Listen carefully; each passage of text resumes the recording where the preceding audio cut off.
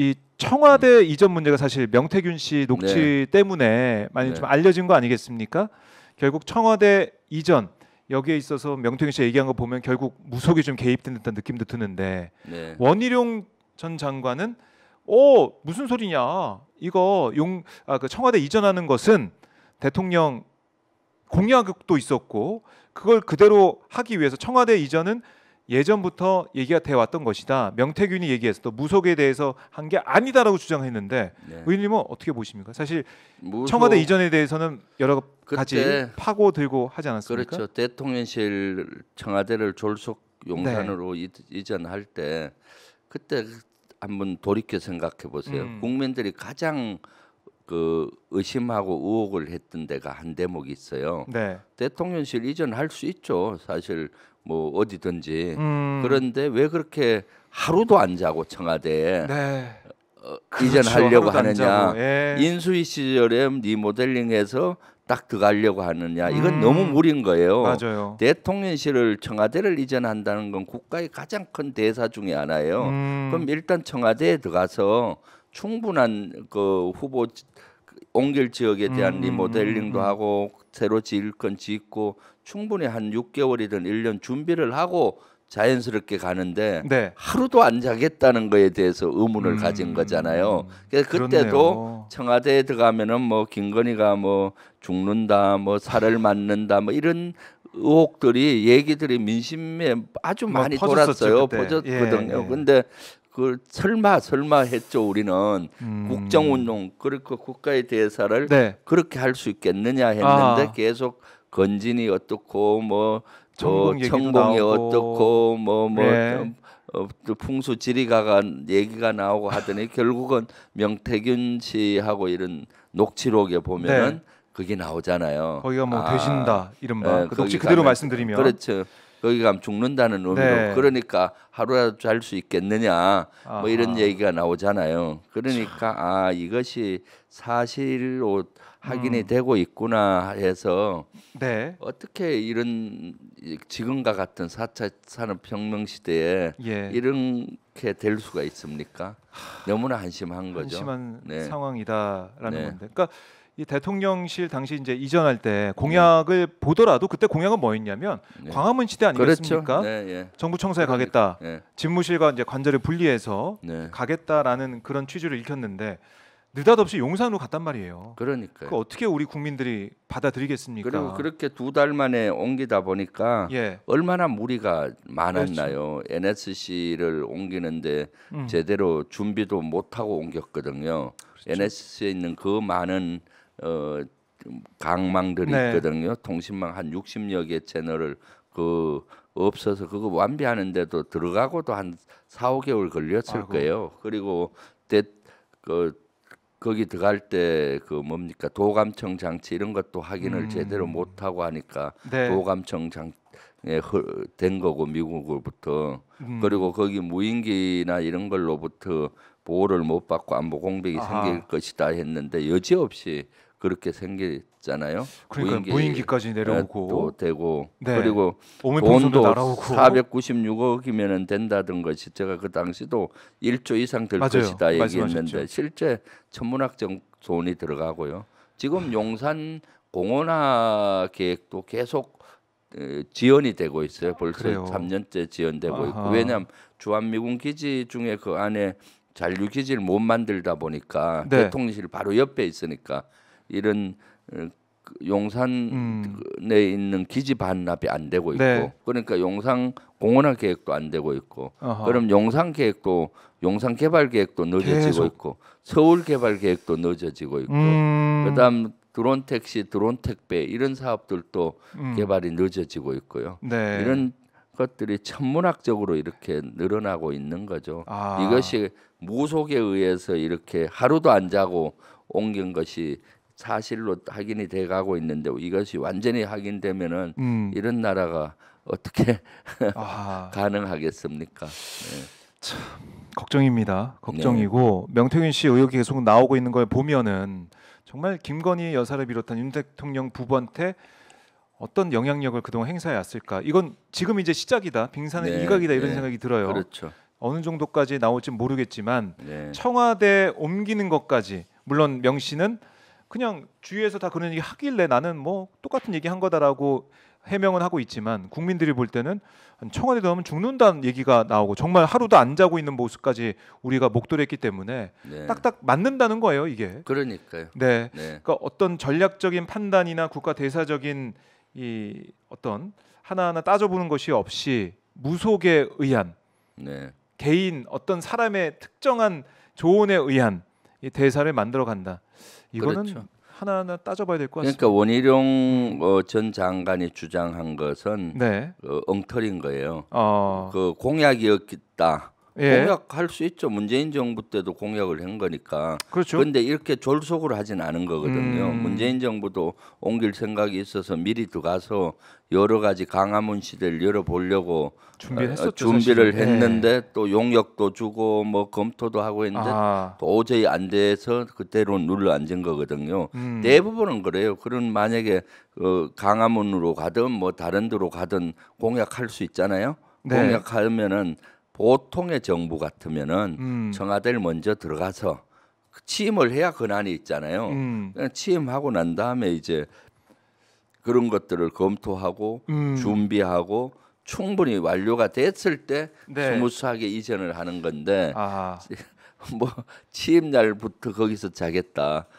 옮긴 지역에서 가겠다. 하루도 자지 않겠다. 네. 그때 하루도 자지 않는 이유가 뭐였는가 하면 그 당시 일단 들어가면은 못 나오기가 나온다. 어렵다. 아니 왜 못 나와요? 나오면 되지. 오지만 있으면 나오는 거죠. 참 그러니까 그렇게 계속 거짓말에 거짓말 황당한 주장들을 이어가고 있다고 저는 보고 있거든요. 네. 원희룡 장관의 얘기 참 이거는 우리가 궁금한 것은 용산에 왜 그렇게 갔느냐 허거지거 네. 갔느냐 이거 궁금한 것인데 또 광화문 얘기를 하면서 전 정권 얘기까지 하고 참 국민들이 볼 때는 도저히 대통령의 기자회견도 국민들의 네. 마음이나 국민들 알고 싶어하는 거 풀어주지 못했고 원희룡 전 장관의 이런 해명도 핀트가 좀 초점이 안 맞는 얘기 하고 있는 거 아니겠습니까? 그렇죠. 여기에 대한 비판이 계속 나올 것 같습니다. 자 그리고 이제 우크라이나에 우리가 계속해서 뭐 방어무기 정도는 지원할 수 있다 이런 얘기가 계속 흘러나오고 있고 네. 또 사람을 보낸다는 거 아니겠습니까? 보내려고 하는 것 파견이다, 파병이 아니다, 파견이다 네. 이렇게까지 주장을 하고 있는데 이 부분은 의원님께서 계속 하나하나 지적을 그렇죠. 해오셨습니다. 오늘 어떻습니까 지금 상황이? 최고위원회에서도 지적을 했는데 김용현 국방부 장관이 말 바꾸기를 계속하고 있어요. 처음에는 헌법에 저희가 문제 제기했잖아요. 네. 국회 동의를 받도록 돼 있으니까 국회 동의 받지 않으면은 탄핵하겠다까지 경고를 했는데 그랬더니 뭐 국방부 훈령에 따라서 가는 거다라고 네. 얘기했거든요. 국방부 훈령에 개인 파병이 있으니까 그렇게 간다고 했는데 지난 며칠 전에 국방위가 열렸어요. 네. 그래서 국방부 훈령을 요목요목 저를 비롯해서 조국 의원하고 다 따졌거든요. 네. 국방부 훈령에도 여기는 우크라이나는 해당이 되지 않아요. 국방부 훈령이 두 가지가 있는데 네. 그 중에 거기에서는 유엔이나 뭐 또는 여러 그런 데서 요청했을 때 가도록 첫 번째 돼 있는데 요청한 적이 없잖아요. 두 번째는 세계 평화 유지 활동이라든가 예. 그런 것들 여러 개로 국한이 되는데 그 내용에도 이게 해당이 없어요. 네. 그래서 여기 해당되지 않는데 왜 하냐니까 이거 등이라는 거예요. 또 등이 등 속에 들어간다고 하니까 조국 대표가 계속 따지고 여러 의원이 따졌더니 등 다 없애야 돼요, 그냥. 그 다음에 말을 바꾸는 거예요. 뭐라고 했어요? 이거는 훈령으로 가는 것이 아니다. 뭘로 가요 그러면? 개인 파병도 아니다. 그냥 행정부가 보낼 수 있다라고 하는 거예요. 행정부 권한으로. 그럼 이거는 초헌법적이잖아요. 초법이고 이제는 훈령으로 가는 게 아니라고 발뺌을 했어요. 이게 뭡니까?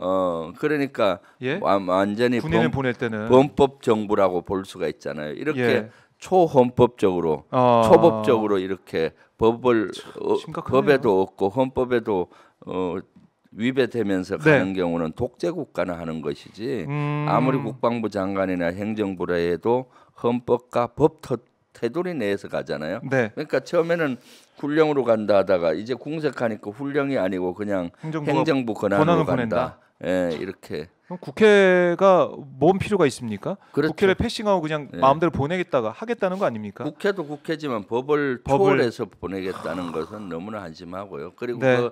또 보내는 이유도 제가 봤을 때는 너무나 말이 안 되는 거예요.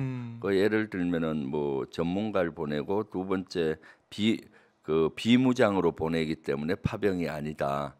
UN PKO 옵저버들은 또 비무장으로 가요. 사령부 근무하는 요원들은. 네. 그런데 뭐 마치 비무장으로 간 파병이 아니다라고. 또 전쟁터에 비무장으로 보내는 것도 문제예요. 자유권은 가져야 될 거 아니에요. 그럼요. 저기 위험하죠. 예를 들어서 교전이 벌어지면 본인은 그냥 총만 맞고 있는 거예요. 그러면 안 되죠. 그럼 아마 여기선 비무장으로 보내고 거기 가서 네, 우크라이나 군으로부터 무기를 대여받아서 할 수가 있겠죠. 그러니까 이런 것들이 지금 제대로 검토도 안 하고 이것도 예. 그냥 졸속으로 보내려고 하는 것 같아요. 그렇게 하는 이유 속에는 어떻게 이렇게 국민적으로도 반대하는데 왜 그렇겠습니까? 지금 정치적인 위기에 몰려 있으니까 결국에는. 이런 걸 통해서 네. 정치적 시선을 위기를. 돌리기 위해서 하는 것이 아니냐라는 강한 의심을 할 수가 있는 거죠. 결국 국내 정치에 활용하기 위해서 네. 우리 대한민국을 우리 한반도의 전쟁의 위험 속으로 끌고 들어가는 이런 모습들 네. 너무나 위험합니다. 네, 자, 그래서 국방위에 계시고 또 네. 민주당 최고위에서 네, 네, 지도부로 활동하고 계시는 의원님의 앞으로의 의정 활동 네. 중요하다 생각을 다시 한번 그럼요. 해보게 되는데요. 오늘 말씀도 저희가 잘 들었고요. 네, 네. 끝으로 가시기 전에 오마이TV 시청자분들이나 네. 또 우리 국민들을 향해서 하고 싶은 말씀이나 꼭 이거는 짚어야 된다 하신 네. 게 있으면 말씀 좀 해주십시오. 지금 사실 네. 이번 주가 아주 중요한 주라고 봅니다. 왜냐하면 김건희 특검법이 본회의에 14일 날 통과가 내일. 내일이죠. 통과될 걸로 보이고 그다음에 15일 날은 이재명 대표 재판이 있고요. 판결 또 그리고 토요일 날은 우리 그 김건희 특검 촉구 시위가 집회가 또 있고요. 네. 그래서 지금 이제 윤석열 정권이 2년 반 가반 기간으로 따지면 이제 네. 꺾어졌는데 2년 반 동안 나라가 너무 무너졌어요. 그래서 이제는 이대로 둬서는 안 된다. 우리가 행동해야 된다. 그 행동의 시발은 김건희 특검에서 시작이 돼야 된다. 그래서 30초 투자해서 나라를 구하자. 그 QR 코드 서명. 들어오시면은 천만인 서명 운동에 예. 빨리 이거 인원수를 많이 올려야 국민의힘 의원들도 압박을 받고 예. 거부권 행사하더라도 투표할 때 재의결에 10명 이상이 동조하지 않을까 싶네요. 그래서 이제는 행동해야 되는 시간이다. 그동안 네. 우리가 행동을 했죠. 사실은 핸드폰 그럼요. 안에서 또는 온라인상에서 음. 댓글로도 저항을 하고 많이 하셨는데 네. 이제는 광장에 나와서 온라인과 오프라인을 동시에 해야 될 시점이다라고 생각이 듭니다. 알겠습니다. 자, 많은 시청자분들이 힘을 모으고 또 응원해 주실 것 같은데요. 오마이TV 지금 보시면서 좋아요 버튼 안 누르신 분들 좋아요 버튼 꼭 한 번씩 눌러주시고요. 자, 구독 안 하신 분들 구독도 해주시고 빈센트님이 김병조 의원님의 의정활동 응원합니다. 화이팅!